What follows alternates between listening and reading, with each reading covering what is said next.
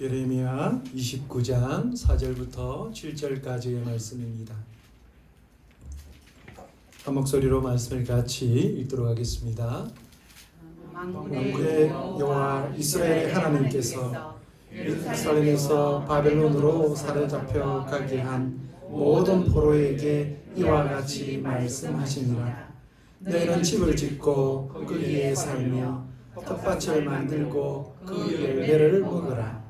아내를 맞이하여 자녀를 낳으며 너희 아들이 아내를 맞이하며 너희 딸이 남편을 맞아 그들로 자녀를 낳게 하여 너희가 거기에서 번성하고 줄어들지 아니하게 하라. 너희는 내가 사로잡혀 가게 한 그 성읍의 평안을 구하고 그를 위하여 여호와께 기도하라. 이는 그 성읍이 평안함으로 너희도 평안할 것이니라. 아멘. 사랑하고 축복합니다. 우리 이렇게 인사하겠습니다. 힘을 다해 삽시다. 힘을 다해 삽시다. 무슨 이런 인사가 다 있나 그렇게 생각이 되어지십니까? 한 번 인사합니다. 힘을 다해 삽시다. 힘을 다해 삽시다. 사랑하는 성도 여러분, 한 주 동안 평안하셨습니까? 오늘부터 6월이 시작되었습니다. 6월이 시작되면 우리나라는요 민족의 아픔을 느끼게 됩니다. 해방의 기쁨을 누리기도 전에 우리나라는 남과 북으로 나누어지는 아픔을 겪었습니다. 그리고 나누어졌던 그 남과 북이 전쟁을 치르게 된 것이죠. 그러면서 모든 것들이 무너졌고요. 또 우리나라는 폐허가 되었습니다. 그 시대를 경험했던 많은 분들이 아직까지 살아계시기 때문에 6월이 되면 그 아픔을 우리가 고스란히 느끼고 있는 것입니다. 6.25 전쟁은 이 땅을 지옥으로 만들었습니다. 우리 국토의 85%가 초토화가 되었습니다. 나라를 지키기 위해 목숨을 걸어야 했던 수많은 청춘들이 있었고요. 많은 나라에서 이 작은 나라에 찾아와서 죽어간 많은 젊음의 피가 있습니다.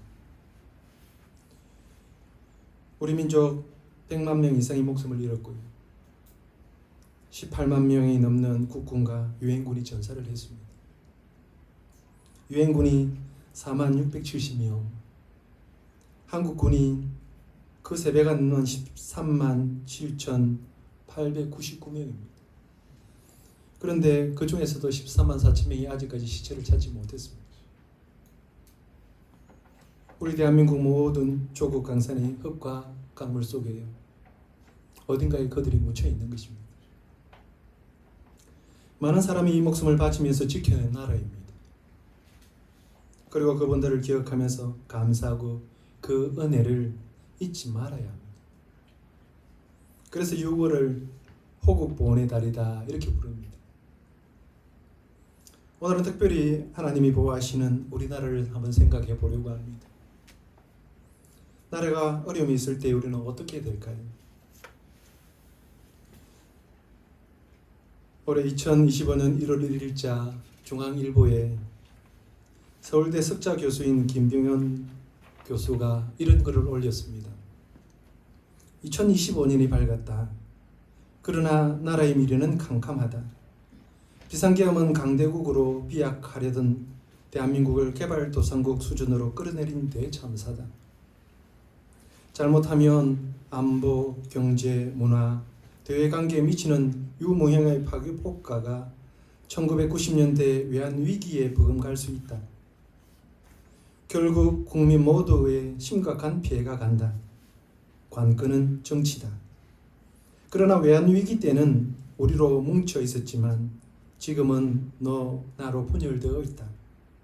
나라를 이끌 대통령도 없다. 헌법재판소가 윤석열 대통령의 탄핵을 기각하더라도 그 가직을 계속 수행하기는 어려울 것이다. 민주주의를 버린 사람을 대통령으로 다시 받아들일 국민이 얼마나 될까? 대통령이 아니라 부족장이 되어 갈등이 극심해질 한국호를 이끌고 지정학 태풍이 몰아치는 바다를 안전하게 항해할 수 있을까? 그러면서 그가 이렇게 결론을 내립니다. 우리는 스스로 물어야 한다. 나는 정치인을 저울에 올려놓고 지어보는가? 아니면 절대선 혹은 절대악으로 믿고 있나? 정치인에게 충성하지 않고 의심하는 유권자가 민주주의를 지킨다. 우리는 무너지는 나라를 세우는 힘인가? 파괴하는 괴력인가? 함께 수많은 국난을 헤쳐온 우리의 지혜와 용기를 믿는다. 새해로 한 발을 내딛게 하는 힘은 그래도 우리다. 이런 글입니다. 많은 사람들이 나라가 위기에 처해 있다 그렇게 말을 합니다. 이럴 때 우리는 어떻게 해야 될까요? 오늘 우리에게 주시는 말씀이 있습니다. 이스라엘이 위기에 있을 때에 하나님께서 주셨던 말씀입니다. 오늘 본문 4절입니다. 만군의 여호와 이스라엘의 하나님께서 예루살렘에서 바벨론으로 사로잡혀가게 한 모든 포로에게 이와 같이 말씀하시니라. 이스라엘이 전쟁이 있었습니다. 바벨론이 이스라엘을 공격한 것입니다. 예루살렘은 함락되었고 전쟁 포로들은 바벨론으로 끌려가게 되었습니다. 당시 유다 왕이었던 요야긴을 비롯한 백성들이 포로가 되어서 바벨론으로 끌려갔습니다. 용사 7,000명을 포함해서 방백과 백성 1만 명, 그리고 공장과 대장장이 1,000명이 싸울 수 있는 사람은 모조리 다 포로가 되어서 끌려갔습니다. 그렇게 낯선 땅에 도착한 그들에게 주신 말씀입니다. 하나님은 예레미야를 통해서 그들이 그곳에서 어떻게 해야 되는지를 말씀하고 계신 것입니다. 이 위기 가운데 그들은 어떻게 해야 될까요? 첫 번째는요, 주어진 상황을 받아들여야 합니다. 오늘 본문 5절 말씀입니다. 너희는 집을 짓고 거기에 살며 텃밭을 만들고 그 열매를 먹으라. 그렇게 말씀하셨습니다. 하나님의 백성이 망할 수 있습니까?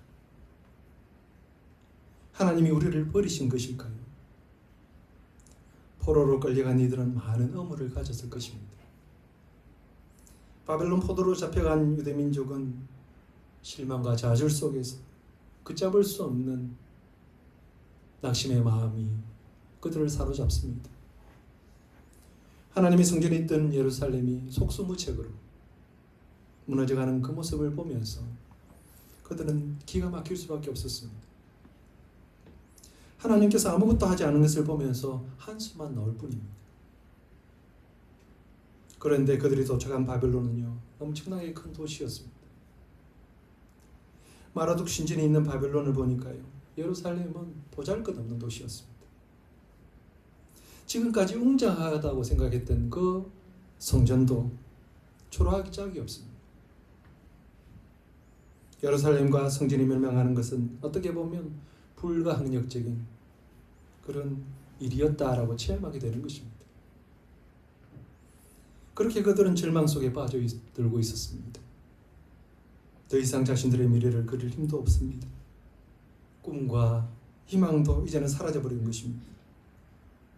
그런데 그들에게 하나님의 말씀이 전해졌습니다. 너희는 집을 짓고 거기에 살며 텃밭을 만들고 그 열매를 먹으라는 것입니다. 삶을 포기하지 말고 그곳에서 살아남으라는 것입니다. 비록 나라는 망해가지만 그들은 여전히 하나님의 백성으로 살아남아야 한다는 것입니다. 그 땅에서도 살아야 합니다. 살아야 한다, 나는 살아야 한다라는 책이 있습니다. 마르틴 그레이가 쓴 책인데요, 전 세계에서 3천만 부가 팔릴 정도로 대단한 베스트셀러입니다. 그 책에 보면 그레이의 삶이 참 기구하다 못해서 참 가혹합니다. 그는 유대인으로 1922년 폴란드 바르샤바에서 출생을 합니다. 그런데 2차 세계대전이 일어난 것이죠. 그 와중에 독일군에게 체포가 되어서 유대인 포로 수용소에 갇히게 되었습니다. 나치에 의해서 일가 친척 110명이 수용이 되었는데 그래 외에 그의 어머니, 동생들 포함해서 110명 전부가 그곳에서 참혹하게 죽었습니다. 그는 화물기차에 숨어서 극적으로 그곳을 탈출했습니다. 체포를 목면한 아버지와 함께 독일군과 맞서 싸웠습니다. 그렇게 싸우다가 그가 보는 앞에서 아버지도 돌아가셨습니다. 그는 2차 세계대전이 끝난 후에 1959년 좋은 여자를 만나서 그렇게 결혼을 해서 4자녀를 두게 되었습니다. 그렇게 행복하게 살았어요. 그런데 또 이게 웬일입니까?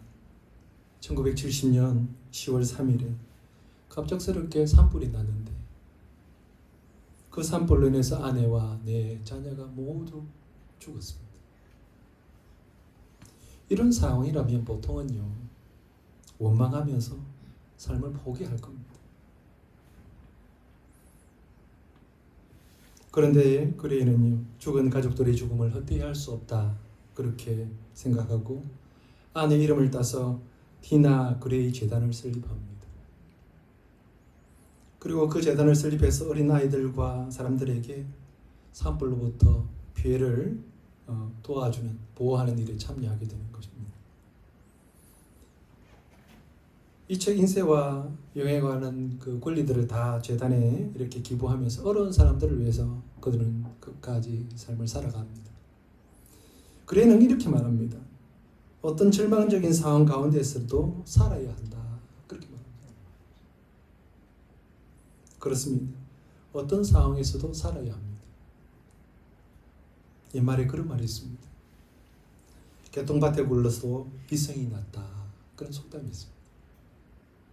아무리 천하고 고생스러워도 사는 것이 죽는 것보다 낫다라고 하는 것이죠. 살아있어야 무엇이든지 할 수 있습니다. 살아있어야 나라도 다시 세울 수 있습니다. 그러니 끝까지 살아남아야 합니다. 신라의 명장이었던 김유신 장군이 이런 말을 했습니다. 강한 자가 살아남는 것이 아니라 살아남는 자가 강한 자이다. 강한 자가 살아남지 않습니다. 살아남는 그가 강한 자입니다. 미국의 미래학자인 엘린 토플러가요, 미래 충격이라는 책에서 이런 말을 합니다. 적응력을 가진 인간은 가장 위대하다. 그런 말을 했어요. 사람에게 특별한 재능이 있어서 위대한 것이 아니라 생존 본능이 발동하는 그 사람이 위대한 것이다. 그런 말입니다. 이처럼 생존은 경쟁에서 이기는 것이 아닙니다. 살아남는 겁니다. 계속 존재하는 데에는 용기가 필요합니다. 우리가 살아갈 때요, 용기가 필요한 겁니다. 그래서 신명기 31장 6절에 이런 말씀을 우리에게 주십니다. 너희는 강하고 담대하라. 두려워하지 말라. 그들 앞에서 떨지 말라. 이는 내 하나님 여호와 그가 너와 함께 가시며 결코 너를 떠나지 아니하시며 버리지 아니하실 것임이라. 그렇게 말씀하십니다. 살아가기 위해서는요, 마음을 강하게 해야 합니다. 하나님은 언제나 우리와 함께 하시겠다고 하십니다. 하나님은 예루살렘에만 계시는 것이 아닙니다. 그곳에서만 말씀하시는 것이 아닙니다. 이스라엘에 계신 하나님은요, 바벨로니아에도 계십니다. 예루살렘에서 말씀하셨던 그 하나님은 바벨론에서도 말씀하십니다. 하나님은 당신의 백성들이 있는 곳에는 어디나 계십니다. 하나님의 말씀이 있다면 우리가 망한 것이 아닙니다. 하나님의 말씀이 있다면 우리를 버린 것이 아닙니다. 하나님의 말씀을 듣고 끝까지 살아남는 여러분 되시기를 바랍니다. 아멘. 이 위기 가운데 그들은 어떻게 해야 할까요? 두 번째는요, 어디서든지 삶은 계속되어야 됩니다. 본문 6절입니다. 아내를 맞이하여 자녀를 낳으며 너희 아들이 아내를 맞이하며 너희 딸이 남편을 맞아 그들로 자녀를 낳게 하여 너희가 거기에서 번성하고 줄어들지 아니하게 하라고 말씀하십니다. 하나님의 말씀이 들려지는 그곳에서 우리의 삶은 계속되어져야 됩니다. 우리는 최선의 힘을 다해서 살아야 합니다. 하나님은 너희가 거기에서 번성하고 줄어들지 아니하게 하라고 하십니다. 하나님의 백성에게 주시는 약속은요, 번성하는 겁니다. 창세기 1장 22절에 보면 하나님이 그들에게 복을 주시며 하나님이 그들에게 이르시되 생육하고 번성하여 땅에 충만하라. 땅을 정복하라. 바다의 물고기와 하늘의 새와 땅에 움직이는 모든 생물을 다스리라 하시니라 그랬습니다. 인간에게 주신 축복은요, 땅에서 번성하는 겁니다. 생육하고 번성하는 것은 우리를 향하신 하나님의 뜻입니다. 이 축복의 말씀은 인간에게 주어진 가장 첫 축복일 뿐만 아니라 인간의 범죄 가운데서도 주어진 유일한 축복입니다. 다시 말해서 우리가 하나님과 정상적인 관계를 유지할 때에 하나님께서 우리에게 주시기를 원하시는 축복이라고 하는 겁니다. 사랑하는 성도 여러분, 하나님께서는요, 지금도 믿는 가정, 하나님을 믿는 나라가 번성하기를 원하고 계십니다. 우리의 현실이 아무리 어려워도 기죽어서 살 필요가 없습니다. 현실은 힘들어도 하나님은 우리가 더 당당하게 살아가기를 원하십니다. 그러니 너희가 거기에서 번성하라고 하십니다. 너희의 자녀들이, 너희의 희망들이, 너희의 미래들이 줄어들지 않게 하라고 말씀하십니다. 하나님께서 이렇게 말씀하시는 이유가 있습니다. 당시에 거짓 선지자들이 하나님의 말씀이라고 하면서 잘못된 가르침을 전했습니다. 그 대표적인 인물이 하나냐입니다. 하나냐는 성전에서 모든 백성 앞에서 예레미야의 목에 있는 그 멍에를 꺾습니다. 그러면서 바벨론의 멍에가 2년 안에 꺾일 것이다, 그렇게 예언을 합니다. 하나냐는 2년 안에 이스라엘 백성들이 귀국할 것이라고 그렇게 장담을 했습니다. 이는 분명 모든 사람의 마음을 달래주는 말이었습니다. 그러나 그것은 하나님의 말씀에 대한 위로가 아니었습니다. 하나님의 말씀이 아니라도요, 얼마든지 거짓된 것으로 사람을 감동시킬 수 있습니다. 듣기 좋은 말로 사람을 위로할 수도 있습니다. 그러나 그것은 허무한 것입니다. 잘못된 가르침일 뿐입니다. 이러한 잘못된 가르침이 당시에 얼마나 많았는지 모릅니다. 하나님은 결코 우리를 버리시지 않는다고 많은 선지자들이 그렇게 목소리를 높였습니다. 우리는 절대 바벨론에 망할 수 없다고 그렇게 장담을 했습니다.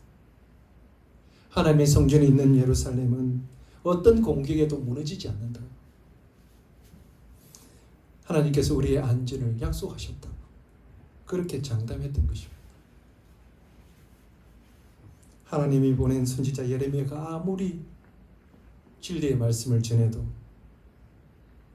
아무도 듣지 않습니다. 왕조차도 듣지 않는 겁니다. 그러다가 결국은요, 예루살렘이 침략을 당한 겁니다. 우리가 하나님의 말씀을 바르게 받아야 하는 이유가 바로 여기 있습니다. 우리가 듣고 싶은 대로 말씀을 들으면 안 됩니다. 하나님의 말씀으로 받으셔야 합니다. 때로는 그 말씀이 우리의 마음을 아프게도 하고, 때로는 그 말씀이 이해가 안 되어도 말씀 앞에 겸손하셔야 됩니다.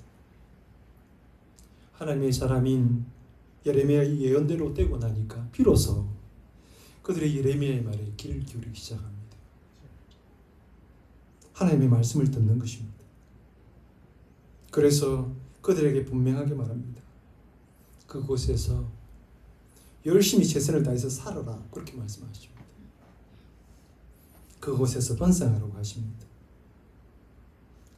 세상 일들이 우리의 뜻대로 되면 얼마나 좋겠습니까? 그러나 세상 일은 우리의 생각대로 되는 것이 아니라 하나님의 계획대로 되는 것입니다.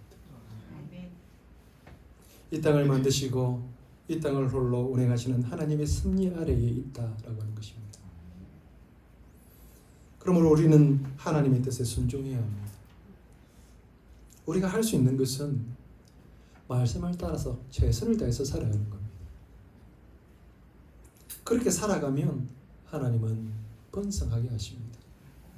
잠언 21장 5절 말씀입니다. 부지런한 자의 경영은 풍부함에 이를 것이나 조급한 자는 궁핍함에 이를 따름이니라. 하나님의 주신 말씀을 따라서 부지런하게 살아가는 자는 풍부한 삶을 얻게 된다는 것입니다. 하나님의 약속을 누리게 될 것이다 라고 말씀하십니다. 미국 스탠퍼드 대학에 다니는 한 학생이 아르바이트 자리를 찾아다녔습니다. 며칠을 이른 새벽부터 찾아다녔지만 쉽지가 않았습니다. 거의 포기 상태에 이르렀을 때에 한 회사에 아르바이트생 모집 공고를 발견했습니다. 반가움으로 회사의 채용 담당자에게 찾아가서 정말로 열심히 하겠다고 그렇게 사정을 하고 부탁을 했습니다. 그러자 그 채용 담당자는요, 타이프를 칠 줄 아냐고, 칠 줄 알면 지금 당장이라도 일을 시작하라 그렇게 했습니다. 그러자 그 청년은 4일간 여유를 주십시오 그런 부탁을 합니다. 4일 후에 이 청년이 출근했을 때 채용 담당자가 물었습니다. 그동안 무엇을 했습니까? 그렇게 물었더니 그 청년이 다음과 같이 대답을 합니다.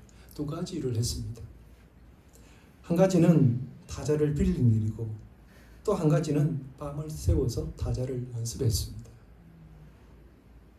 이 이야기는요, 미국 31대 대통령 후보의 이야기입니다. 기회라는 것은 모든 것이 준비된 자에게만 오는 것이 아닙니다. 오히려 기회를 찾아다니는 그에게 발견되는 것이고요. 찾아온 기회를 놓치지 않기 위해서 최선을 다하는 그에게 기회가 있는 것입니다. 우리가 최선을 다해서 삶을 살아갈 때에 하나님은 그 기회를 주시는 줄로 믿습니다. 이 위기 가운데 그들은 어떻게 해야 할까요? 3번째는요, 그 땅에 평안하기를 구하라 그렇게 말씀합니다. 본문 7절입니다. 너희는 내가 사로잡혀 가게 한 그 성읍의 평안을 구하고 그를 위하여 여호와께 기도하라. 이런 그 성읍이 평안함으로 너희도 평안할 것이니라. 포로가 되어서 바벨론으로 끌려간 그들이 무엇을 할 수 있을까요? 무엇을 구해야 될까요? 여러분 같으면 뭘 구하겠습니까?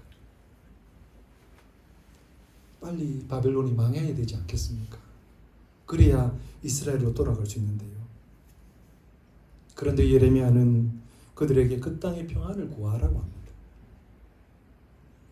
이 말씀을 전해들은 유다 백성은 어떤 마음이었을까요? 예레미야를 이해할 수 있었을까요? 어쩌면 예레미야를 향해서 매국노라고 그렇게 생각했는지도 모르겠습니다. 그러나 예레미야는 하나님의 계획을 알고 있었습니다. 하나님의 계획 속에서 그들이 그곳에서 지나야 될 시간이 길다라고 하는 것이죠. 그래서 그 땅의 평안을 구해야 된다 그렇게 합니다. 그러면서 그 이유를 이렇게 말합니다. 이는 그 성읍이 평안함으로 너희도 평안할 것이니라. 그 땅이 평안해야 그곳에 살아가는 너희도 평안할 것이라는 것입니다. 바벨론에 살고 있는 유대인의 안녕과 평화를 위해서라도 그 땅의 평화를 구하라고 합니다. 여러분, 너무 이기적인 것 같이 들리십니까? 우리의 삶이 평안하기 위해서는요, 우리의 주변 환경이 평안해야 합니다. 우리의 삶이 평안하기 위해서는 우리나라가 평안해야 합니다. 그것이 틀린 이야기가 아닙니다. 그러므로 우리가 살고 있는 곳을 위해서 기도해야 합니다. 우리가 살고 있는 창원이 평안하기를 기도해야 합니다. 우리가 살고 있는 대한민국이 평안하기를 기도해야 합니다. 지금 우리는 어떤 시대를 살고 있습니까? 갈등과 분열이 난무하는 시대입니다. 정치적인 이념, 세대 간의 차이, 경제적 불평, 이런 것들이 우리를 서로 비난하고 대립하게 만듭니다. 그러니 하나님은 우리가 속한 공동체가 평안을 구하라 그렇게 말씀하시는 겁니다. 이것은 단순하게 나 자신의 평안만을 위한 것이 아닙니다. 하나님의 뜻이 이 땅 가운데 이루어지도록 그런 바라는 간절한 마음으로 우리가 속한 공동체가 평화롭고 번영하기를 기도하라고 하는 것입니다. 우리나라는요, 지정학적으로 주변에 강대국으로서 둘러싸여 있습니다. 지금은 중국, 일본, 러시아, 미국, 그리고 가장 가까운 북한.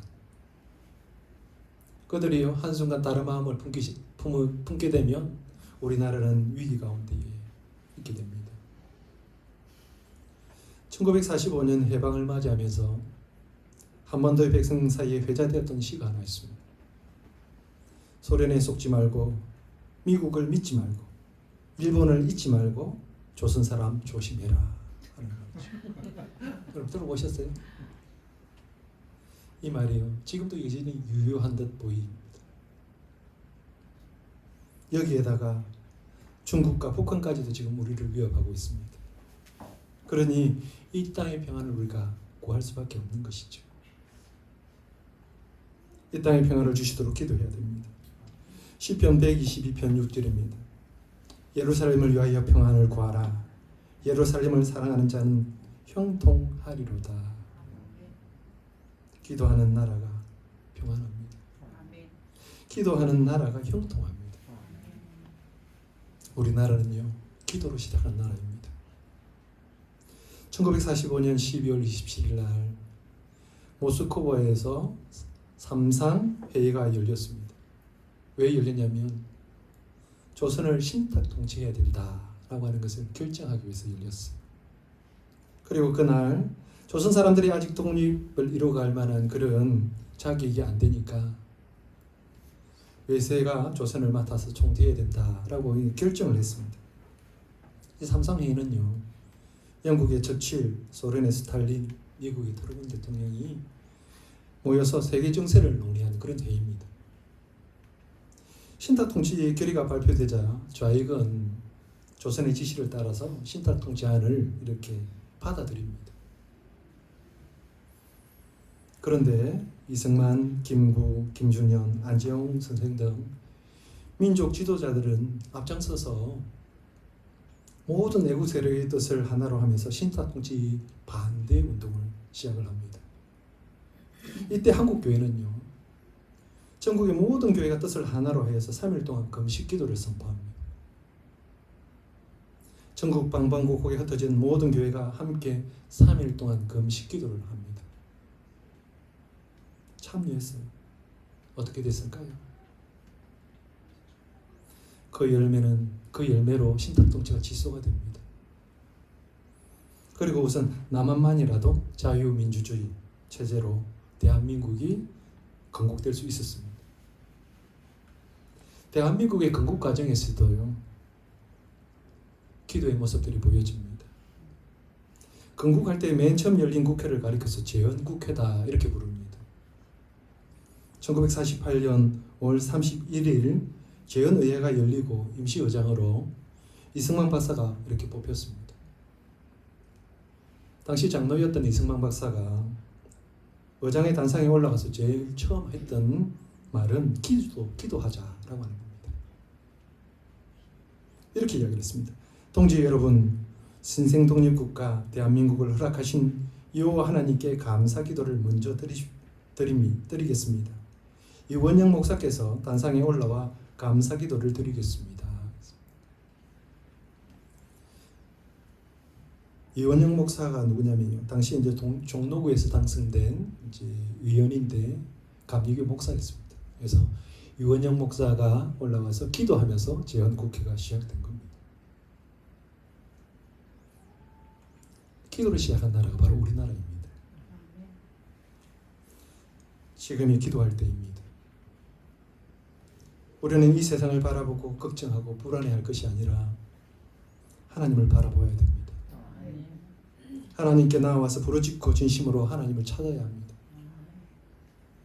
우리가 깨어 기도할 때에 모든 것이 변할 것입니다. 화가 변하여 복이 될 것입니다.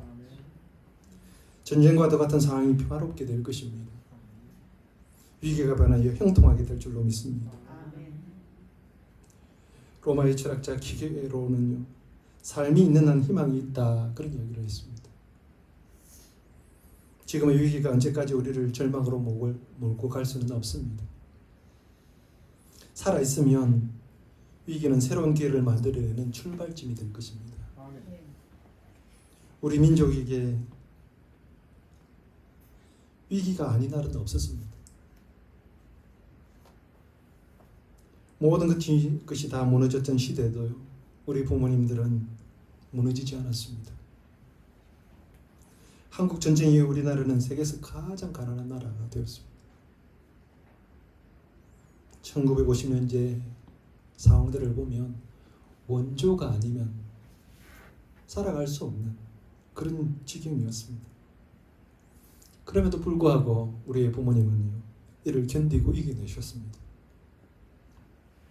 결코 주저앉지 않았기에 지금과 같은 나라를 이룰 수 있었습니다. 지금도 여전히 위기의 순간은 있습니다. 그러나 우리도 이를 잘 이겨낼 것입니다. 위기를 기회로 만드는 능력이 우리에게 있기 때문입니다. 우리 민족은 위기 때마다 하나가 되었습니다. 평소에는 싸워도 위기가 오면 하나로 뭉쳤습니다. 지금은 이 위기도 잘 이겨낼 것입니다. 절망하지 말고 낙심하지도 말고 지금처럼 우리의 일상을 잘 살아가시면 됩니다. 우리에게 주어진 삶을 포기하지 않으시면 됩니다. 하나님은 우리에게 이렇게 말씀하십니다. 주어진 현실을 인정하고 받아들이라고 하십니다. 주어진 삶을 성실하게 힘을 다해서 살라고 하십니다. 삶의 터전에 평안을 구하고 그곳에서 안정을 추구하라고 하십니다. 그렇게 이 위기를 잘 이겨나가는 우리 모두 다 되시기를 주님의 이름으로 축복합니다. 아멘.